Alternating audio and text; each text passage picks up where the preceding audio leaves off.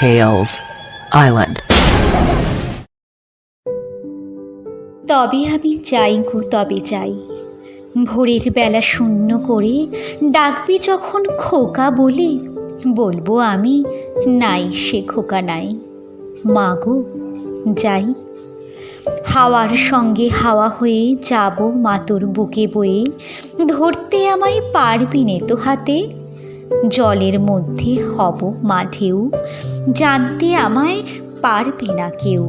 স্নানের বেলা খেলবো তোমার সাথে, বাদলা যখন পড়বে ঝরে, রাতে শুয়ে ভাববি মোরে, ঝরঝরানি গান গাবো ওই বনে।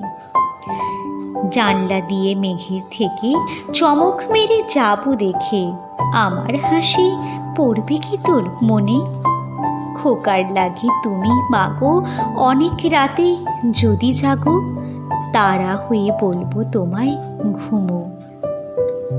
তুই ঘুমিয়ে পড়লে পরে জ্যোৎস্না হয়ে ঢুকবো ঘরে, চোখে তোমার খেয়ে যাবো চুমু।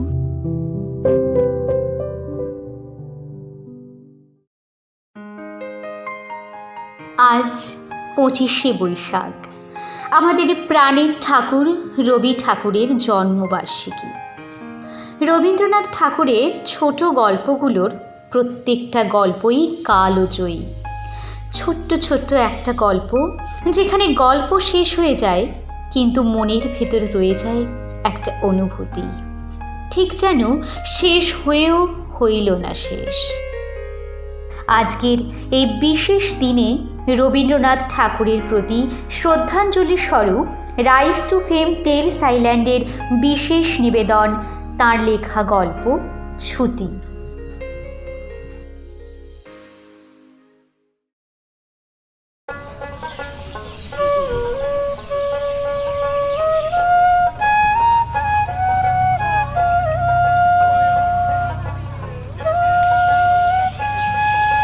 বালকদিগের সর্দার ফটিক চক্রবর্তীর মাথায় চট করিয়া একটা নূতন ভাবোদয় হইল।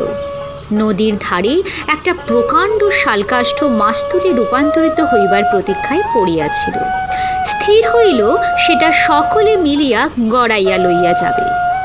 যে ব্যক্তির কাঠ আবশ্যককালে তাহার যে কতখানি বিস্ময়, বিরক্তি এবং অসুবিধা বোধ হইবে, তাহাই উপলব্ধি করিয়া বালকেরা এই প্রস্তাবে সম্পূর্ণ অনুমোদন করিল। কোমর বাঁধিয়া সকলেই যখন মনোযোগের সহিত কার্যে প্রবৃত্ত হইবার উপক্রম করিতেছে, এমন সময়ে ফটিকের কনিষ্ঠ মাখনলাল গম্ভীরভাবে সেই গুঁড়ির ওপর গিয়া বসিল। ছেলেরা তাহার এইরূপ উদার ঔদাসীন্য দেখিয়া কিছু বিমর্ষ হইয়া গেল। একজন আসিয়া ভয়ে ভয়ে তাহাকে একটু আদ্রু ঠেলিল, কিন্তু সে তাহাতে কিছুমাত্র বিচলিত হইল না। এই অকাল তত্ত্বজ্ঞানী মানব সকল প্রকার ক্রীড়ার অসারতা সম্বন্ধে নীরবে চিন্তা করিতে লাগিল। ফটিক আসিয়া আস্ফালন করিয়া কহিল, দেখ, মার খাবি কিন্তু, এই বেলা ওর তাড়াতাড়ি। সে তাহাতে আরও একটু নড়িয়া চড়িয়া আসনটি বেশ স্থায়ী রূপে দখল করিয়া লইল। এরূপ স্থলে সাধারণের নিকট রাজ সম্মান রক্ষা করিতে হইলে অবাধ্য ভ্রাতার গণ্ডদেশে অনতি বিলম্বে এক চর কষাইয়া দেওয়া ফটিকের কর্তব্য ছিল। সাহস হইল না, কিন্তু এমন একটা ভাব ধারণ করিল যেন ইচ্ছা করিলেই এখনই উহাকে রীতিমতো শাসন করিয়া দিতে পারে, কিন্তু করিল না, কারণ পূর্বাপেক্ষা আর একটা ভালো খেলা মাথায় উদয় হইয়াছে, তাহাতে আর একটু বেশি মজা আছে। প্রস্তাব করিল মাখনকে শুদ্ধ ওই কাঠ গড়াইতে আরম্ভ করা যাক। মাখন মনে করিল ইহাতে তাহার গৌরব আছে, কিন্তু অন্যান্য পার্থিব গৌরবের ন্যায় ইহার আনুষঙ্গিক যে বিপদের সম্ভাবনাও আছে, তাহা তাহার কিংবা আর কাহারও মনে উদয় হয় নাই। ছেলেরা কোমর বাঁধিয়া ঠেলিতে আরম্ভ করিল। মারো ঠেলা হেইয়ো, সাবাস জওয়ান হেইয়ো, মারো ঠেলা হেইয়ো, সাবাস জওয়ান হেইয়ো। গুঁড়ি এক পাক ঘুরিতে না ঘুরিতেই মাখন তাহার গাম্ভীর্য, গৌরব এবং তত্ত্বজ্ঞান সমেত ভূমিস্বাদ হইয়া গেল।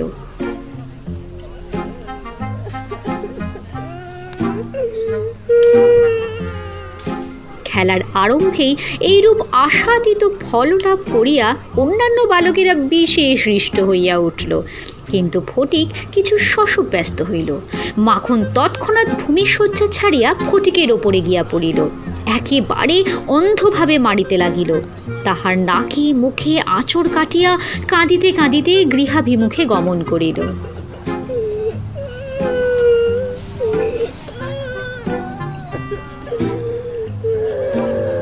খেলা ভাঙিয়া গেল।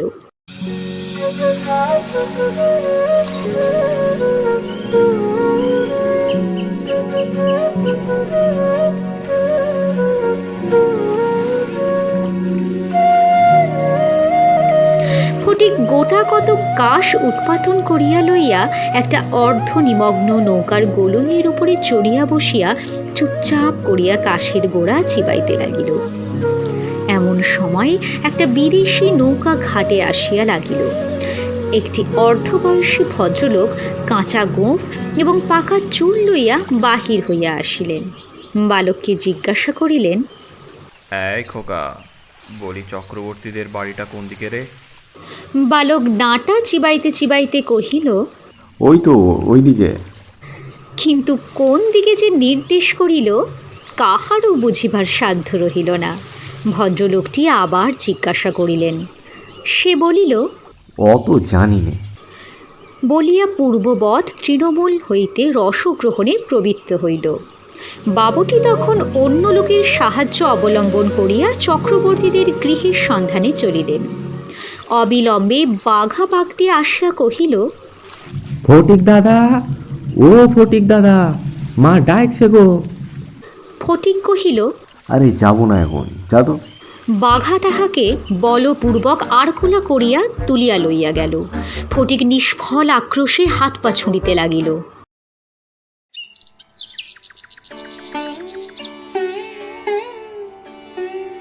ফটিককে দেখিবা মাত্র তাহার মা অগ্নিমূর্তি হইয়া কহিলেন, আবার তুই মাখনকে মেরেছিস? ফটিক কহিল, না, আমি মারিনি। ফের মিথ্যে কথা বলছিস? কখনো মারিনি। মাখনকে জিজ্ঞাসা করো। মাখনকে প্রশ্ন করাতে মাখন আপনার পূর্ব নালিশের সমর্থন করিয়া বলিল, হ্যাঁ, মেরেছেই তো। তখন আর ফটিকের সহ্য হইল না। দ্রুত গিয়া মাখনকে এক সশব্দ চর কষাইয়া দিয়া কহিল,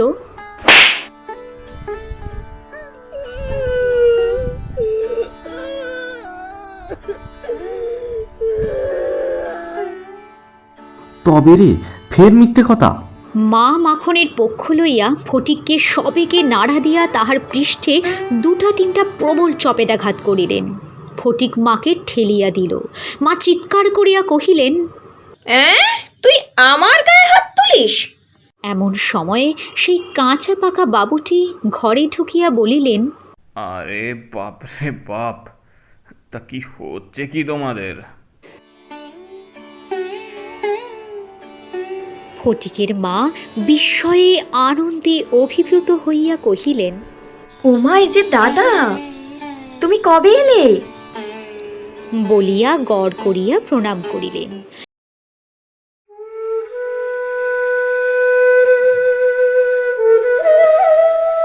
বহুদিন হইল দাদা পশ্চিমে কাজ করিতে গিয়াছিলেন। ইতোমধ্যে ফটিকের মার দুটি সন্তান হইয়াছে। তাহারা অনেকটা বাড়িয়া উঠিয়াছে। তাহার স্বামীর মৃত্যু হইয়াছে, কিন্তু একবারও দাদার সাক্ষাৎ পায় নাই। আজ বহুকাল পরে দেশে ফিরিয়া আসিয়া বিশ্বম্ভরবাবু তাহার ভগিনীকে দেখিতে আসিয়াছেন।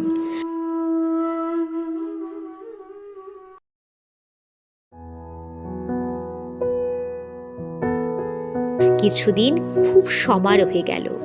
অবশেষে বিদায় লইবার 2-1 দিন পূর্বে বিশ্বম্ভরবাবু তাহার ভগিনীকে ছেলেদের পড়াশোনা এবং মানসিক উন্নতি সম্বন্ধে প্রশ্ন করিলেন।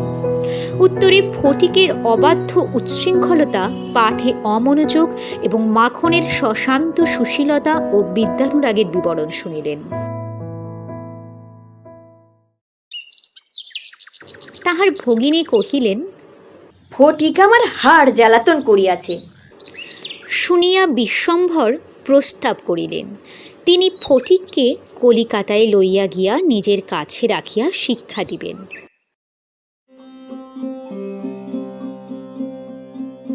বিধবা এই প্রস্তাবে সহজেই সম্মত হইলেন। ফটিককে জিজ্ঞাসা করিলেন, কেমন রে ফটিক, মামার সঙ্গে কলকাতায় যাবি? ফটিক লাফাইয়া উঠিয়া বলিল, হ্যাঁ, যাব তো। যদিও ফটিককে বিদায় করিতে তাহার মায়ের আপত্তি ছিল না, কারণ তাহার মনে সর্বদাই আশঙ্কা ছিল কোন দিন সে মাখনকে জলেই ফেলিয়া দেয়, কি মাথায় ফাটায়, কি একটা দুর্ঘটনা ঘটায়। তথাপি ফটিকের বিদায় গ্রহণের জন্য এতাদৃশ আগ্রহ দেখিয়া তিনি ঈষৎ ক্ষুণ্ণ হইলেন। কবে যাবে, কখন যাবে করিয়া ফটিক তাহার মামাকে অস্থির করিয়া তুলিল। উৎসাহে তাহার রাত্রে নিদ্রা হয় না। অবশেষে যাত্রাকালে আনন্দের ঔদার্যবশত তাহার ছিপ, ঘুড়ি, লাটাই সমস্ত মাখনকে পুত্র পৌত্রাদিক্রমে ভোগ দখল করিবার পুরা অধিকার দিয়া গেল।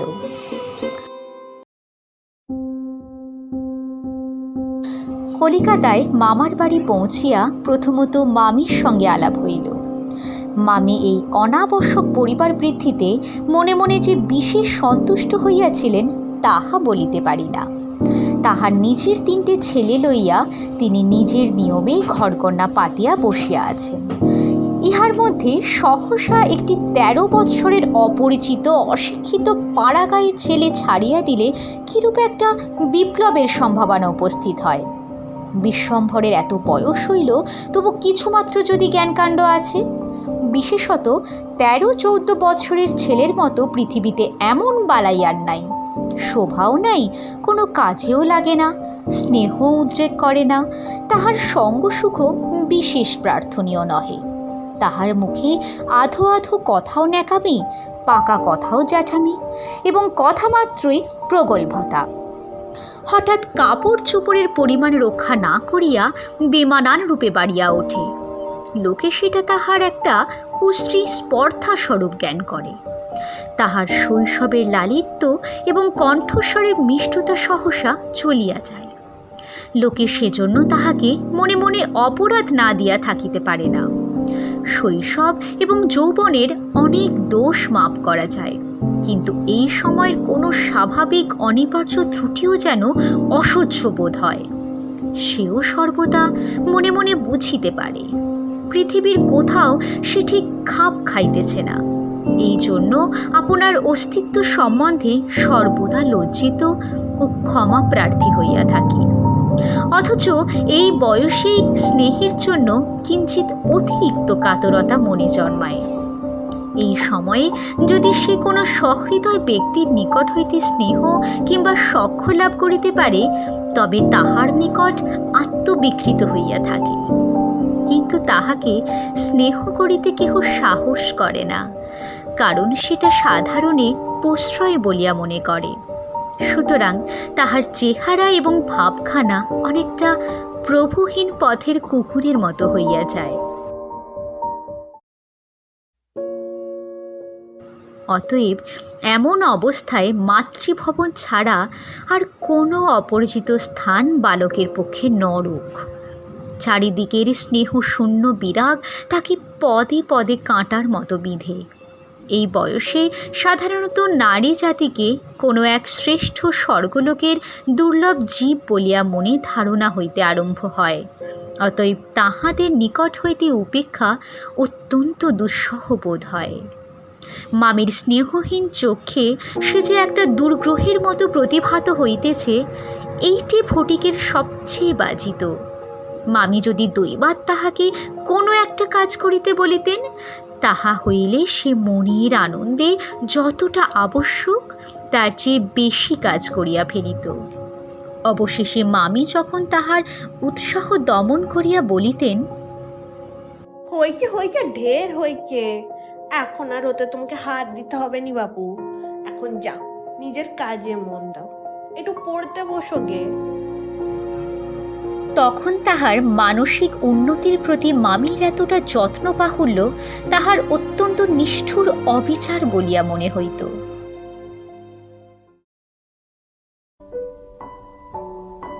ঘরের মধ্যে এইরূপ অনাদর ইহার পর আবার হাঁপ ছাড়িবার জায়গা ছিল না। দেওয়ালের মধ্যে আটকা পড়িয়া কেবলই তাহার সেই গ্রামের কথা মনে পড়িত। প্রকাণ্ড একটা ঢাউস ঘড়ি লইয়া বো বো শব্দে উড়াইয়া বেড়াইবার সেই মাঠ, তাইরে নাইরে নাইরে না করিয়া উচ্চ স্বরে স্বরচিত রাগিনী আলাপ করিয়া অকর্মণ্যভাবে ঘুরিয়া বেড়াইবার সেই নদী তীর, দিনের মধ্যে যখন তখন ঝাঁপ দিয়া পড়িয়া সাঁতার কাটিবার সেই সংকীর্ণ স্রোতস্বিনী, সেই সব দল বল উপদ্রব স্বাধীনতা এবং সর্বোপরি সেই অত্যাচারিণী অবিচারিণী মা অহর্নিশি তাহার নিরুপায় চিত্তকে আকর্ষণ করিত। জন্তুর মতো এক প্রকার অবুঝ ভালোবাসা, কেবল একটা কাছে যাইবার অন্ধ ইচ্ছা, কেবল একটা না দেখিয়া অব্যক্ত ব্যাকুলতা, গোধূলি সময়ের মাতৃহীন বৎসের মতো কেবল একটা আন্তরিক মা মা ক্রন্দন, সেই লজ্জিত শঙ্কিত শীর্ণ দীর্ঘ অসুন্দর বালকের অন্তরে কেবলই আলোড়িত হইত। স্কুলে এত বড় নির্বোধ এবং অমনোযোগী বালক আর ছিল না। একটা কথা জিজ্ঞাসা করিলে সে হাঁ করিয়া চাহিয়া থাকিত। মাস্টার যখন মার আরম্ভ করিত তখন ভার ক্লান্ত গর্ধবের মতো নীরবে সহ্য করিত। ছেলেদের যখন খেলিবার ছুটি হইত তখন জানলার কাছে দাঁড়াইয়া দূরের বাড়িগুলার ছাদ নিরীক্ষণ করিত। যখন সেই দ্বীপ্রহর রৌদ্রে কোনো একটা ছাদে দুটি একটি ছেলে মেয়ে কিছু একটা খেলার ছলে ক্ষণেকের জন্য দেখা দিয়া যাইত, তখন তাহার চিত্ত অধীর হইয়া উঠিত।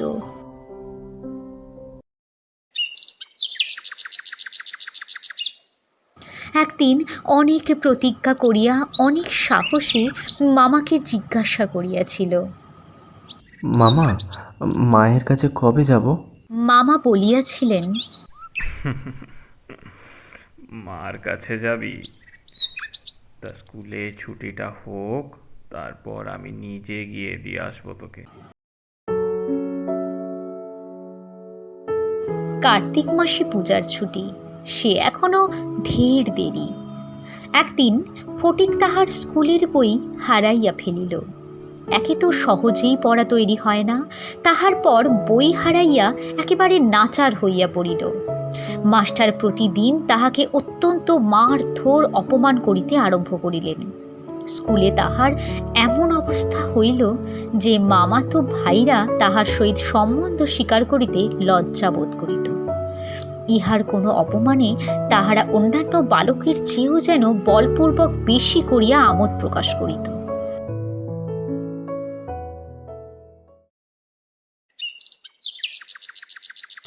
অসহ্য বোধ হওয়াতে একদিন ফটিক তাহার মামির কাছে নিতান্ত অপরাধীর মতো গিয়া কহিল,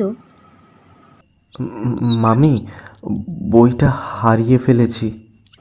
মামি অধরের দুই প্রান্তে বিরক্তির রেখা অঙ্কিত করিয়া বলিলেন, বেশ করেছো, আমি তোমাকে মাসের মধ্যে 5 বার বই কিনে দিতে পারবো নিকো।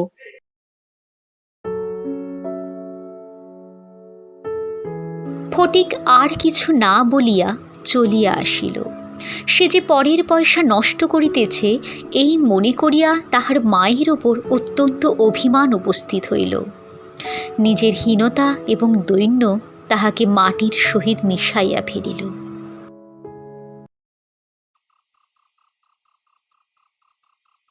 স্কুল হইতে ফিরিয়া সেই রাত্রে তাহার মাথা ব্যথা করিতে লাগিল এবং গা শিরশির করিয়া আসিল। বুঝিতে পারিল তাহার জ্বর আসিতেছে। বুঝিতে পারিল ব্যামো বাধাইলে তাহার মামির প্রতি অত্যন্ত অনর্থক উপদ্রব করা হইবে। মামি এই ব্যামোটাকে যে কিরূপ একটা অকারণ অনাবশ্যক জ্বালাতনের স্বরূপ দেখিবে তাহা সে স্পষ্ট উপলব্ধি করিতে পারিল। রোগের সময় এই অকর্মণ্য অদ্ভুত নির্বোধ বালক পৃথিবীতে নিজের মা ছাড়া আর কাহারও কাছে সেবা পাইতে পারে এরূপ প্রত্যাশা করিতে তাহার লজ্জা বোধ করিতে লাগিল।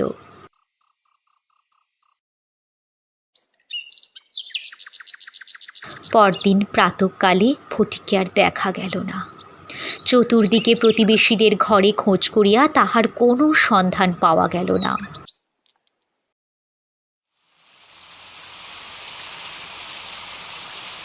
সেদিনে আবার রাত্রি হইতেই মুষলধারে শ্রাবণের বৃষ্টি পড়িতেছে, সুতরাং তাহার খোঁজ করিতে লোকজনকে অনর্থক অনেক ভিজিতে হইল। অবশেষে কোথাও না পাইয়া বিশ্বম্ভর বাবু পুলিশে খবর দিলেন। সমস্ত দিনের পর সন্ধ্যার সময় একটা গাড়ি আসিয়া বিশ্বম্ভর বাবুর বাড়ির সম্মুখে দাঁড়াইল। তখনও ঝুপঝুপ করিয়া অবিশ্রাম বৃষ্টি পড়িতেছে। রাস্তায় এক হাঁটু জল দাঁড়াইয়া গিয়াছে। দুইজন পুলিশের লোক গাড়ি হইতে ফটিককে ধরাধরি করিয়া নামাইয়া বিশ্বম্ভর বাবুর নিকট উপস্থিত করিল।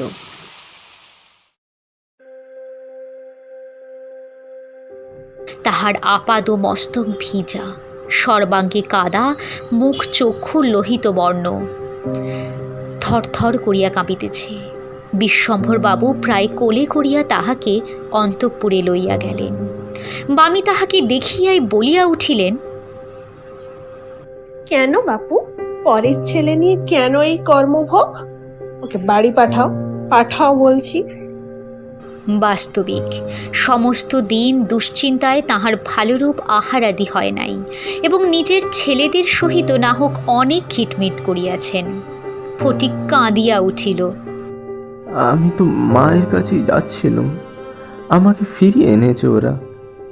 বালকের জ্বর অত্যন্ত বাড়িয়া উঠিল, সমস্ত রাত্রি প্রলাপ বকিতে লাগিল।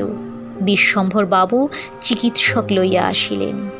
ফটিক তাহার রক্তবর্ণ চক্ষু একবার উন্মিলিত করিয়া কড়িকাঠের দিকে হতবুদ্ধিভাবে তাকাইয়া কহিল, মামা, এবার আমার ছুটি হয়েছে কি?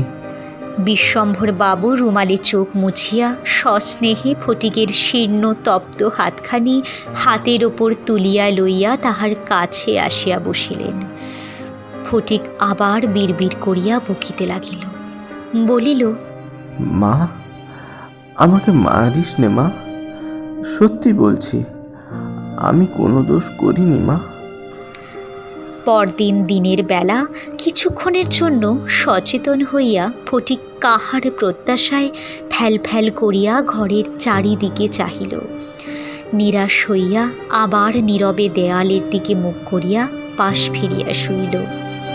বিশ্বম্ভর বাবু তাহার মনের ভাব বুঝিয়া তাহার কানের কাছে মুখ নত করিয়া মৃদুস্বরে কহিলেন, ফটিক, বাবা তোর মাকে আনতে পাঠিয়েছি রে, একবার চোখটা খোল বাবা। তাহার পরদিনও কাটিয়া গেল। ডাক্তার চিন্তিত বিমর্ষ মুখে জানাইলেন, অবস্থা বড়ই খারাপ। বিশ্বম্ভর বাবু স্তিমিত প্রদীপে রোগশয্যায় বসিয়া প্রতি মুহূর্তেই ফটিকের মাতার জন্য প্রতীক্ষা করিতে লাগিলেন। ফটিক খালাসিদের মতো সুর করিয়া করিয়া বলিতে লাগিল, এক পাও মেলে না, দু পাও মেলে না। কলিকাতায় আসিবার সময় কতকটা রাস্তা স্টিমারে আসিতে হইয়াছিল। খালাসিরা গাছি ফেলিয়া সুর করিয়া জল মাপিত। ফটিক প্রলাপে তাহাদেরই অনুকরণে করুণ স্বরে জল মাপিতেছে, এবং যে অকুল সমুদ্রে যাত্রা করিতেছে, বালক রশি ফেলিয়া কোথাও তাহার তল পাইতেছে না।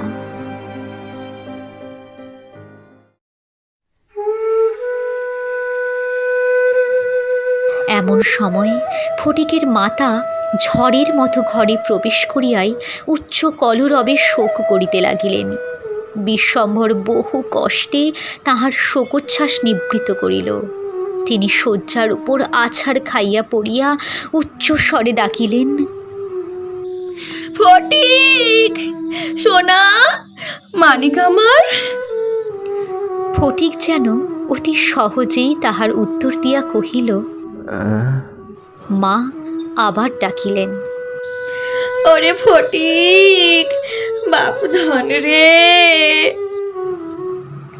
ফটিক আস্তে আস্তে পাশ ফিরিয়া কাহাকেও লক্ষ্য না করিয়া মৃদুস্বরে কহিল, মা, এখন আমার ছুটি হয়েছে মা, এখন আমি বাড়ি যাচ্ছি।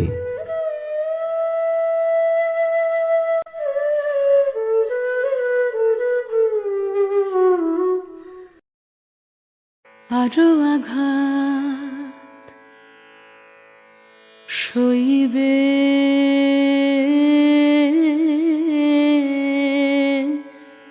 আমার সইবে আমারও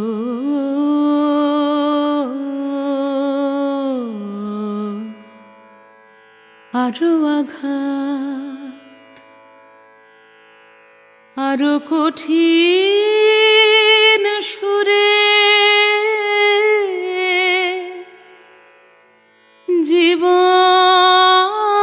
জীবন তারে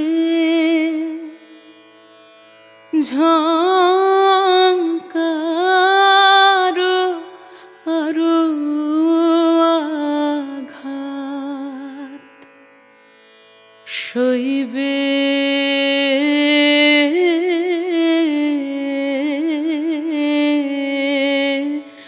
আমার সইবে আমারও